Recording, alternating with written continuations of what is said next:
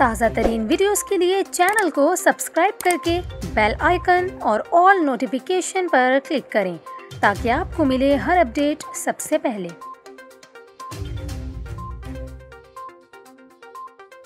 और अभी आपको बताएं, पाकिस्तान मुस्लिम लीग नून के सीनियर रहनुमा और साबिक governor Sindh Mohammad Zubair video leak scandal का शिकार हो गए। सोशल मीडिया पर जेर गर्दिश वीडियो से मुताल्लिक मोहम्मद जुबैर का रद्द-ए-अमल सामने आया है। उन्होंने अपने ट्विटर पैगाम में दावा किया कि वायरल होने वाली वीडियो जाली है, जो भी इसके पीछे है इसने इंतहाई नाकिस और शर्मनाक हरकत की है। मैंने ईमानदारी, दयानत और अज़्म के साथ अपने मुल्क की खिदमत की और आइंदा भी पाकिस्तान की बेहतरी के लिए आवाज़ बुलंद करता रहूँगा। वाज़ेह रहे कि सोशल मीडिया पर एक मोबाइल फुटेज वायरल हो रही है जिसमें मुबैना तौर पर मुस्लिम लीग नून के रहनुमा को एक बेडरूम में एक औरत के साथ देखा जा सकता है और ये वीडियो सोशल मीडिया पर काफ़ी ज़्यादा वायरल हो रही है और ट्विटर पर भी #जुबैर उमर टॉप ट्रेंड बन चुका है। दूसरी जानिब पाकिस्तान मुस्लिम लीग नून के रहनुमा मोहम्मद जुबैर की नाज़ेबा वीडियो वायरल होने पर इनके खिलाफ मुकदमा दायर करने की दरख्वास्त दे दी गई। मुकदमे की दरख्वास्त एडवोकेट मजहर शेख और एजाज जतोई की जानिब से दी गई है, जिसमें कहा गया कि गवर्नर के ओहदे पर रहकर